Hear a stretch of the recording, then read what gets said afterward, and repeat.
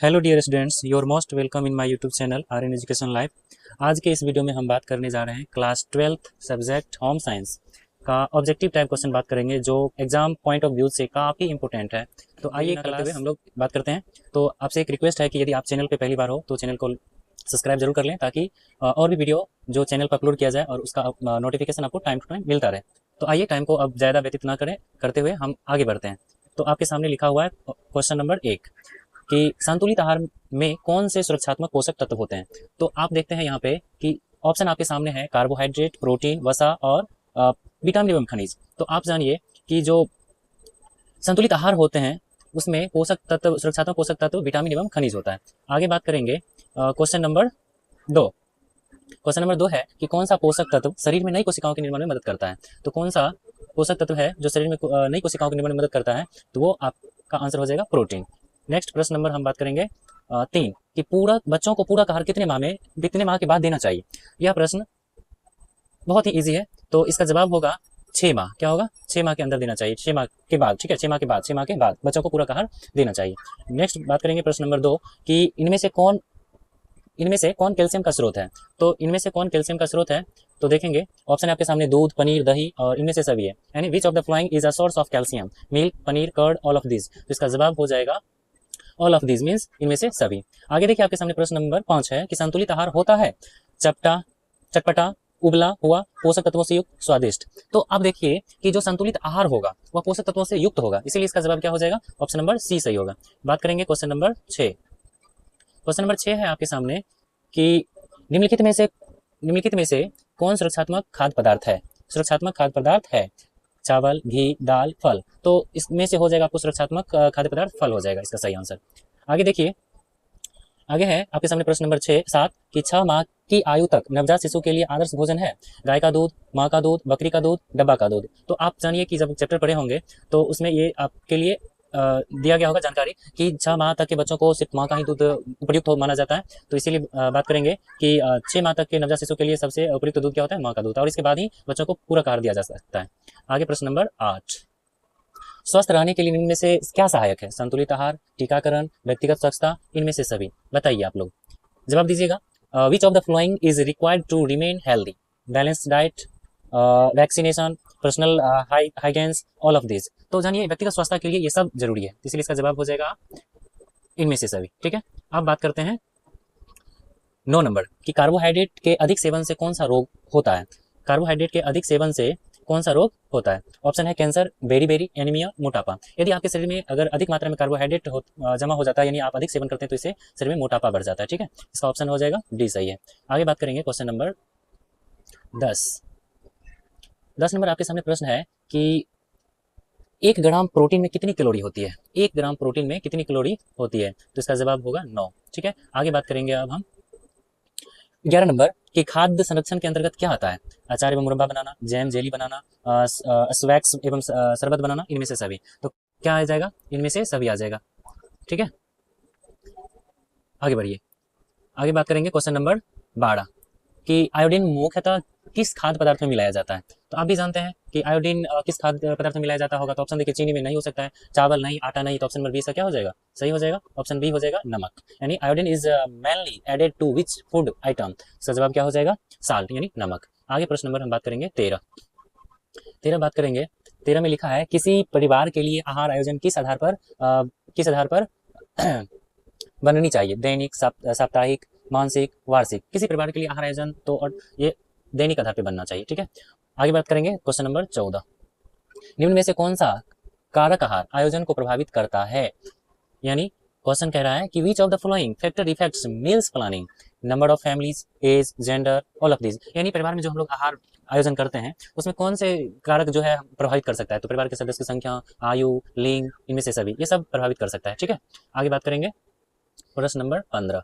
प्रश्न नंबर 15 आपके सामने है कि उपभोक्ता संरक्षण अधिनियम के अंतर्गत उपभोक्ताओं को क्या अधिकार दिए गए हैं? उपभोक्ता शिक्षा अधिकार, चयन का अधिकार, सुरक्षा का अधिकार, इनमें से सभी। यानी what is given to consumer under the consumer protection act. यानी ये सभी अधिकार है हम लोगों का। ठीक है, आगे बात करेंगे निम्न में से कौन अंतःस्रावी ग्रंथि नहीं है?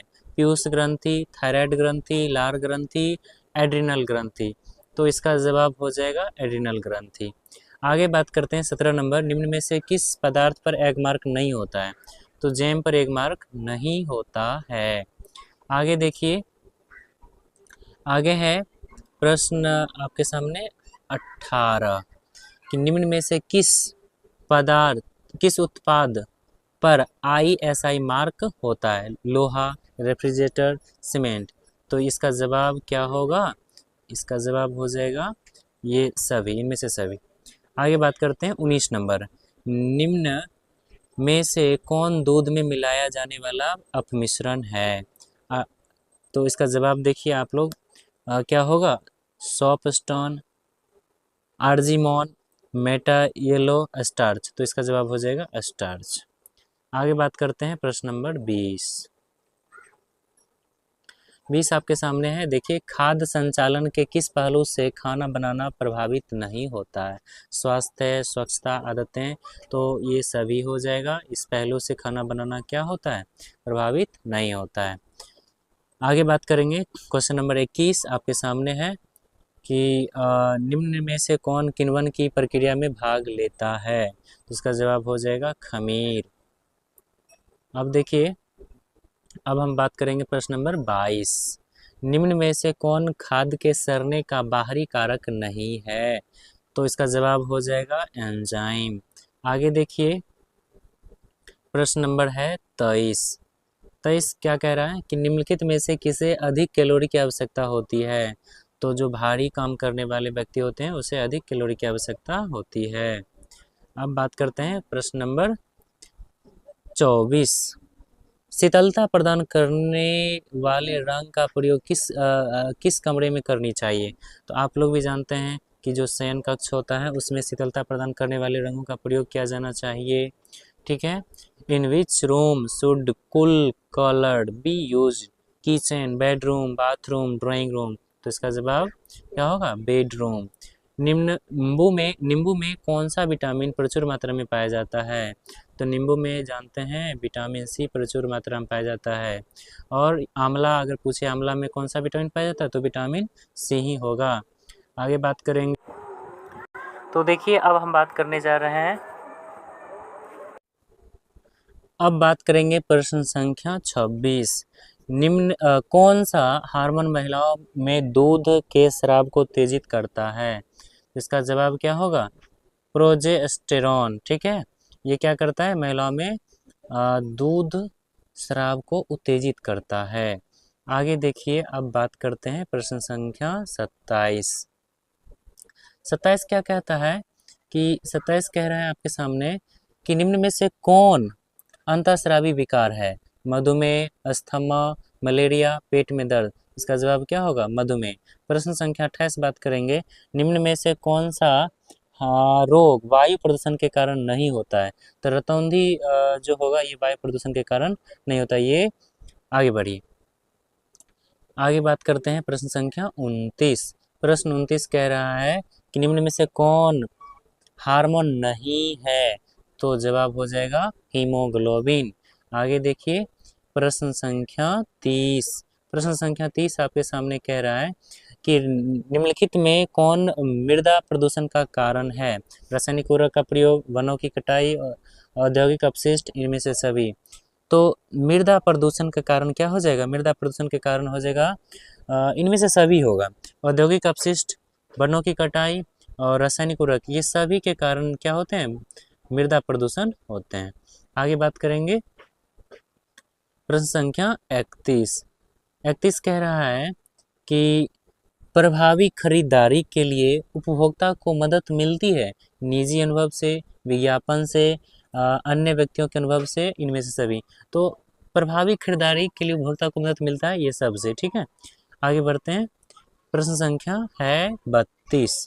प्रश्न संख्या 32 क्या कह रहा है? सो देखेंगे, प्रश्न संख्या 32 कह रहा है किसके लिए मातृ एवं शिशु कल्याण केंद्र में स्वास्थ्य देखभाल की आवश्यकता की जाती है?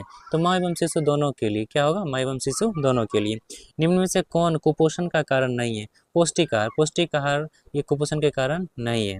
निर्धनता, भोजन की कमी, अत्यधिक कार्य और ये जो भी है इसके लिए कुपोषण के कारण ये हो सकता है, लेकिन पौष्टिक आहार नहीं होगा। पौष्टिक आहार मिलने से तो कुपोषण नहीं हो सकता है, ठीक है, और स्वस्थ ही होंगे। यहाँ कहता है कारण नहीं है, तो इसका हो जाएगा पौष्टिक आहार। आगे बात करते हैं क्वेश्चन नंबर 34।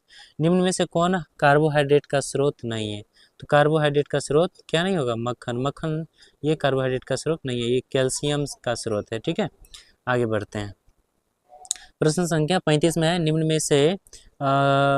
निम्न में से किसकी दैनिक आधार पर आवश्यकता नहीं होती है?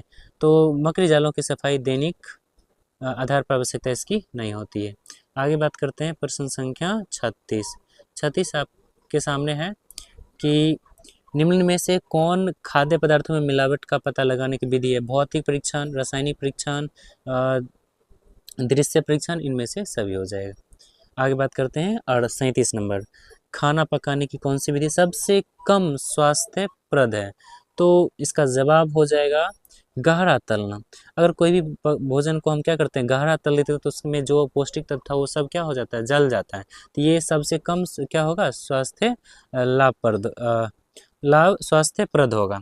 उबालना, भुनना, भाप से पकाना, ये सब स्वास्थ्यप्रद है, लेकिन सबसे कम स्वास्थ्यप्रद क्या हो जाएगा, ये गहरा तलना।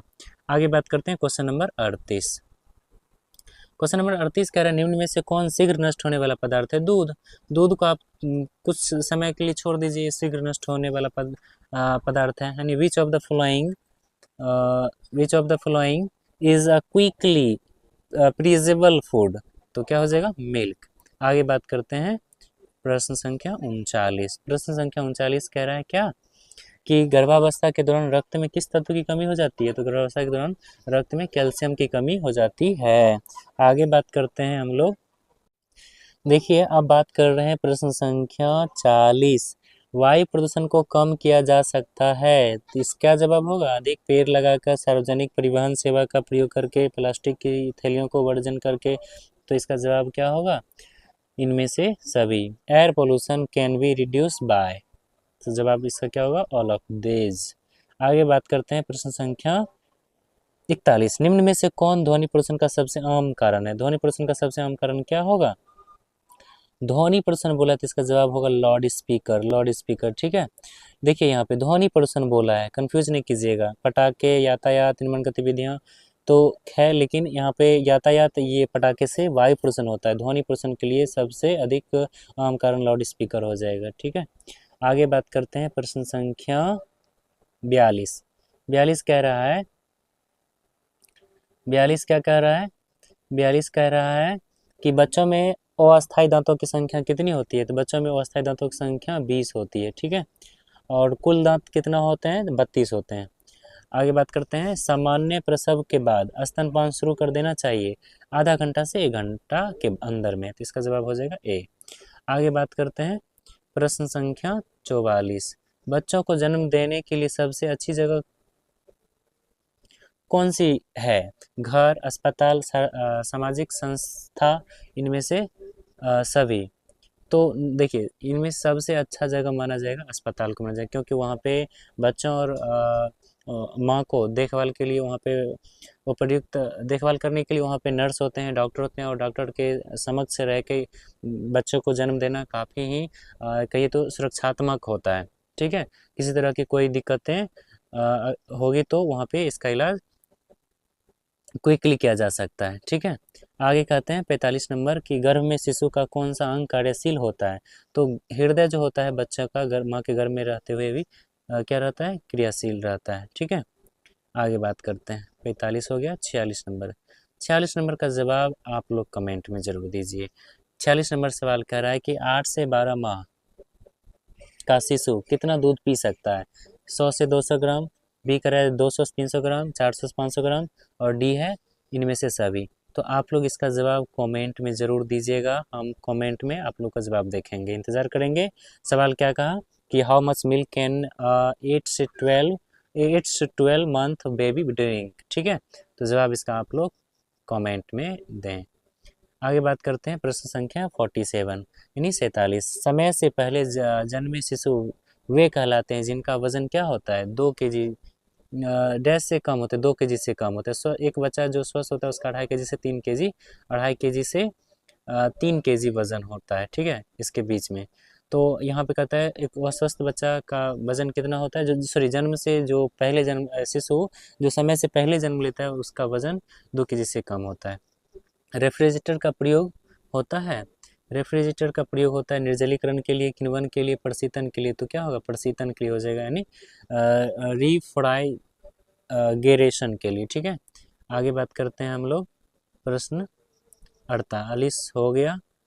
49, अस्पताल में प्रसव होने का क्या लाभ है? अस्पताल में प्रसव होने का क्या लाभ है? चिकित्सक की सुविधा उपलब्ध होता है, सुसज्जित प्रसव कक्ष की सुविधा, स्टाफ का सहयोग, इनमें से सभी। इसका क्या हो जाएगा, इनमें से सभी हो जाएगा। प्रश्न संख्या 50। अब कुल आपके सामने 30 प्रश्न और बचे हैं। ग्रामीण क्षेत्रों में बच्चों को टीका लगाने की व्यवस्था होती है। ग्रामीण क्षेत्रों में बच्चों को टीका लगाने की व्यवस्था होता है, स्कूल क्या होता है, विद्यालय होता है, विद्यालय, ठीक है। आगे बात करते हैं, प्रश्न संख्या 51। 51 क्या कह रहा है, देखिएगा, कहता है कि किस संसाधन की उपलब्धता सभी के लिए समान है। तो समय हो जाएगा, समय का जो उपलब्धता है वो सबके लिए समान है, ठीक है। आगे बात करते हैं,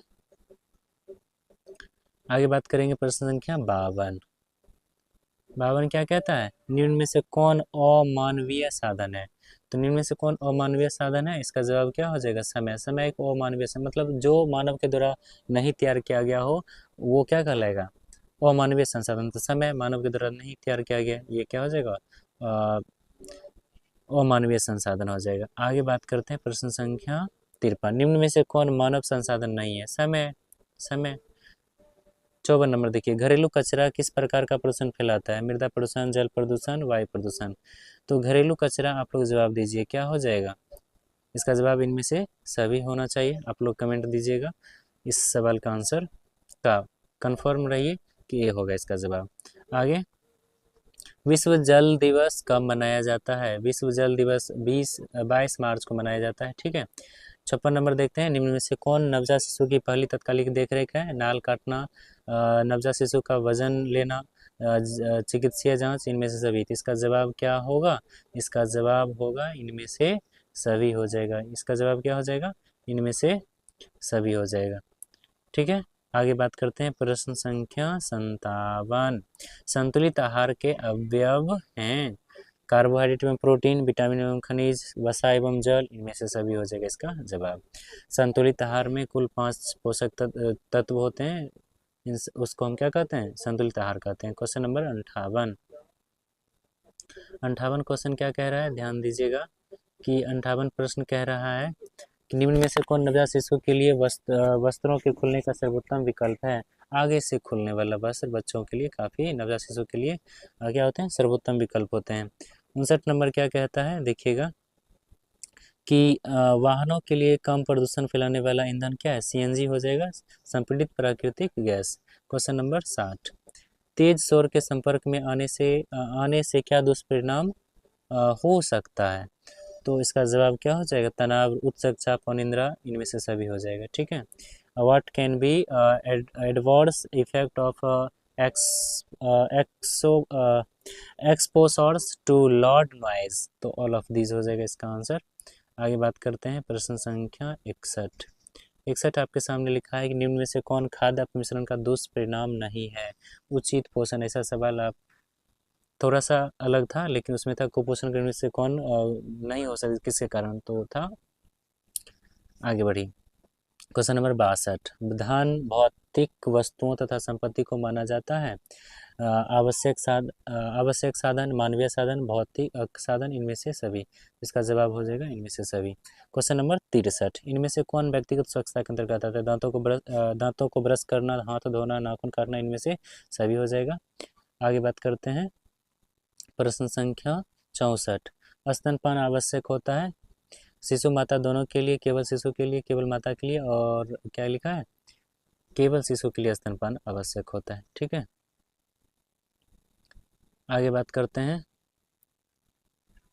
किस आयु समूह को आहार आयोजन की आवश्यकता नहीं होती? नवजात शिशु जो जन्म लेता है उसको कहते हैं, उसके लिए कोई आहार आयोजन की आवश्यकता नहीं होती, नहीं है कि उसे हमें पनीर खिलाना है या हमें उसे और तरह की चीज़ें देनी है, उस समय उसकी कोई नवजात शिशु को आहार आयोजन की आवश्यकता नहीं होती है।